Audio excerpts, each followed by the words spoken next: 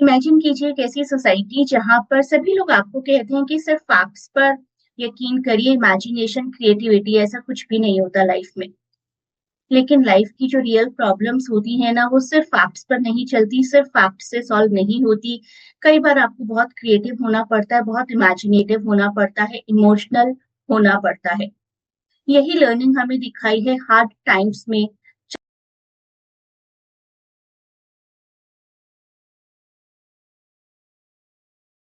तो आज हम कवर करेंगे चार्ल्स डिकेंस जी का हार्ड टाइम्स, जो कि 1854 में पब्लिश हुआ था। 1854 में पब्लिश हुआ था ये work, written by the very famous Victorian writer Charles Dickens, household words.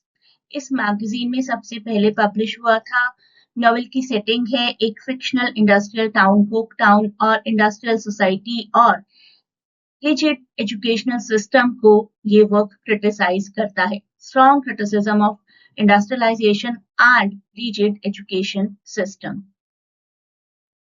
अपने राइटर जी के बारे में कुछ बातें देखते हैं। 1812 ही वाज बोर्न, 1870 ही डिड डाई। विक्टोरियन नॉवेलिस्ट थे। विक्टोरियन एरा के बारे में मेरे बहुत से वीडियोस हैं, जरूर देखिएगा। सोशल क्रिटिसिज्म किया करते थे, पॉवर्टी, इनजस्टिस, इन सब के बारे में लिखा करते थे। And these are the famous works. Oliver Twist, Great Expectations, आपको ये दोनों वर्क्स भी मेरे वीडियोस के थ्रू मिल जाएंगे। उनके काम बहुत बार social injustice, poverty, struggle of ordinary people, इसको पोर्ट्रे किया करते थे और हार्श रियलिटीज दिखाते थे सोसाइटी की। तो हमारा ये नॉवेल है in the fictional town Coke town. Coke town नाम का एक फिक्शनल प्लेस है। यहाँ पर ये नॉवेल की सेटिंग है। फैक्ट्रीज है, वहां पर पोल्यूशन है, स्ट्रिक्ट डिसिप्लिन और बड़ी ही रूटीन मोनोटोनस लाइफ लोग फॉलो करते हैं। स्पेसिफिकली वर्कर्स की लाइफ और ज्यादा डिफिकल्ट रहती थी। इंडस्ट्रियल रेवोल्यूशन इसी वजह से हुआ। ये पूरा नॉवेल अपने आप में इंडस्ट्रियल रेवोल्यूशन का सिंबोलिज्म भी है। नॉवेल के कैरेक्टर से मिलते हैं, आइए। थॉमस ग्रैडग्रिन, जो कि सिर्फ फैक्ट्स में बिलीव करते हैं। ल्यूइजा और टॉम इनके बच्चे हैं। ल्यूइजा काफी इमोशनल हैं, लेकिन सप्रेस्ड हैं। टॉम भी शुरुआत में काफी इमोशनल रहते हैं, लेकिन अपने फादर की स्ट्रिक्ट बिहेवियर उसकी वजह से सेल्फिश हो जाते हैं धीरे धीरे। सिसी जूप नाम की एक लेडी है, जो कि काफी काइंड और इमेजिनेटिव हैं। इनकी भी बचपन से लेकर यूथ एज तक की कहानी हमें दिखाई गई है। स्टीफन ब्लैकपुल नाम के एक पर्सन है, जो कि काफी ऑनेस्ट फैक्ट्री वर्कर हैं और लेबर फोर्स का रिप्रेजेंटेशन है इस नॉवेल में। और एक कैरेक्टर है जोसिया बाउंडरबे, जो कि बहुत ही रिच हैं, फैक्ट्री ओनर हैं और काइंड ऑफ कैपिटलिज्म को रिप्रेजेंट करते हैं। हमारा ये नॉवेल 3 पार्ट्स में डिवाइडेड है, सोइंग, रीपिंग एंड गार्नरिंग। इन्हीं 3 पार्ट्स के अकॉर्डिंग हम नॉवेल को समझ रहे हैं। तो बुक 1 को थोड़ा डिटेल में देखते हैं। कोक टाउन प्लेस है, ये हम जानते हैं। थॉमस ग्रैडग्रिन नाम के एक पर्सन है, जो कि एक स्कूल रन करते हैं और चाहते हैं कि सिर्फ और सिर्फ फैक्ट्स सीखें सब। सिसी जू भी इसी स्कूल का हिस्सा है। She joins his house hold after her father disappears. तो पहले स्कूल में होती है और इनके सिसी के फादर सर्कस में होते हैं और सर्कस छोड़कर चले जाते हैं। और उसके बाद सिसी जू भी इन्हीं के घर में रहने के लिए आ जाती है। एक वर्कर है स्टीफन ब्लैकपुल, जो कि अनहैपीली मैरिड है। मीनवाइल ल्यूइजा की शादी हो जाती है जोसिया बाउंडरबे के साथ। वेल्दी फैक्ट्री ऑनर है। इनके पापा को लगता है कि सिर्फ वेल्थ इज एवरीथिंग, इमोशंस का क्या करना है मैरिज में। तो डिस्पाइट लैकिंग लव और happiness, she is ready to get married to Josiah Bounderby. In the meanwhile Louisa की लाइफ में एक पर्सन आते हैं, James Harthouse. He arrives in Coketown and becomes attracted to ल्यूइजा।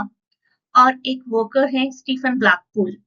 He is rejected by the labour union और उनके जो employer हैं जोसिया बाउंडरबे, वो भी उन्हें डिसमिस कर देते हैं। एक बैंक रॉबरी होती है, जिसमें सस्पेक्ट किया जाता है कि स्टीफन ने की है वो bank robbery. In the meanwhile Louisa is very unhappy in her marriage और एक दिन अपने घर लौट आती है। Returns to her father and collapses in distress. This is reaping part.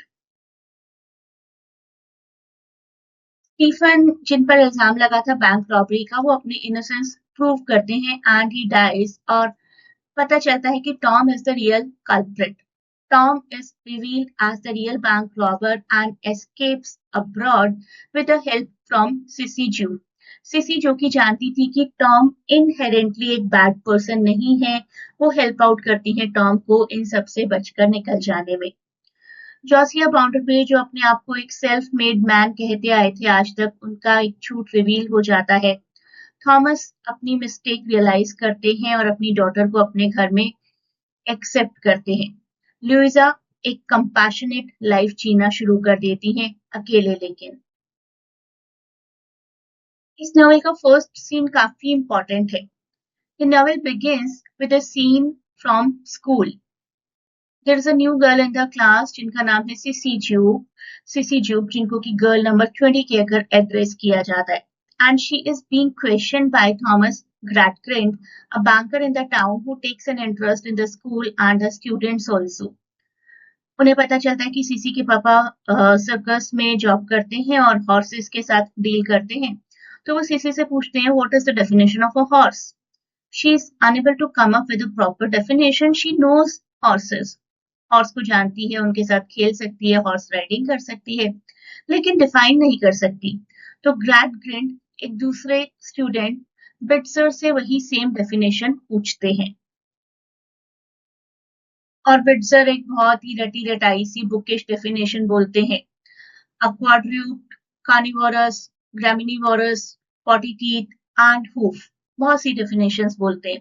Quadruped, you can say an animal that walks on 4 legs. Graminivorous, an animal that eats grass. Potty teeth होते हैं उनके 24 grinders, 4 eye teeth and 12 incisors.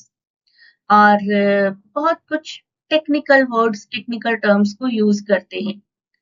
And that definition, perfect bookish definition, is liked by people around.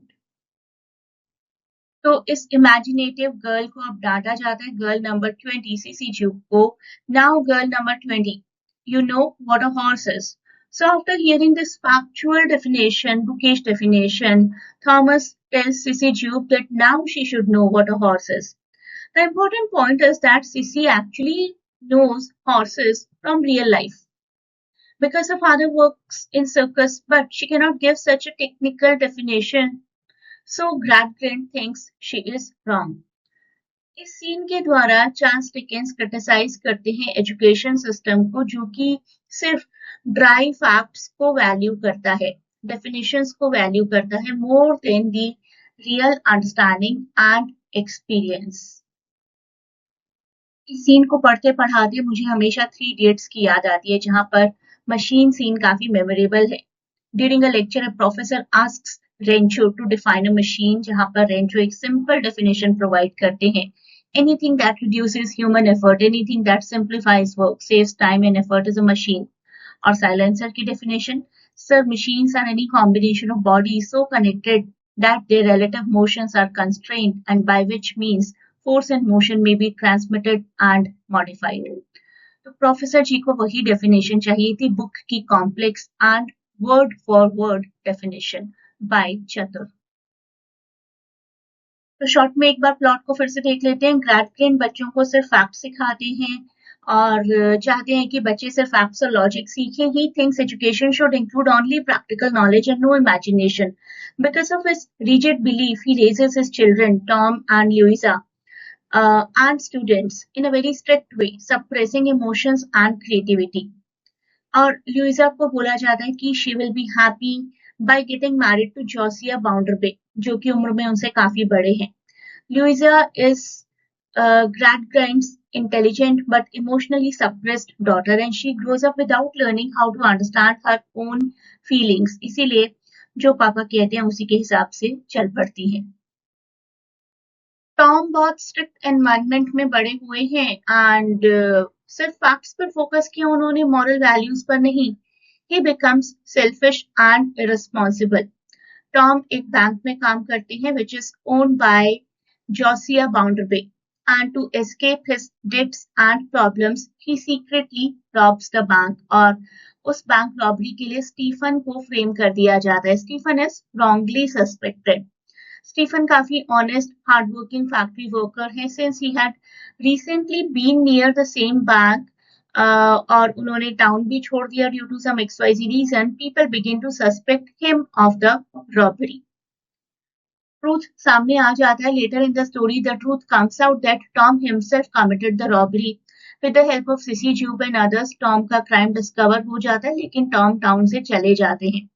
ये revolution prove करती है कि Stephen innocence थे, लेकिन morality का फेलियर तो हो ही गया because of the factual education system in the society. Major themes जो हमें दिखाई गई that is fact versus imagination. सिर्फ फैक्ट्स पर रहने के क्या नुकसान हो सकते हैं, इमेजिनरी होने के, इमेजिनेटिव होने के क्या क्या फायदे हो सकते हैं। क्रिटिसिज्म किया गया यूटिलिटेरियन यानी कि बहुत ही practical society is not right for people. Industrialization के टाइम पर वर्कर्स किस तरीके से सफर कर रहे हैं, और अगर आप कंपैशनेट होते हो तो और कुछ मिले या ना मिले आपको, कम से कम आपको दिल का सुकून जरूर मिलेगा।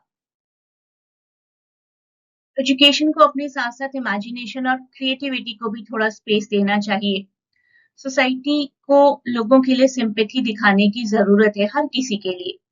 और इंडस्ट्रियल प्रोग्रेस होनी चाहिए, लेकिन ऐसी नहीं कि other values are not able to sustain। Compassion की इंपॉर्टेंस अगेन हमें यहाँ पर दिखाई गई है।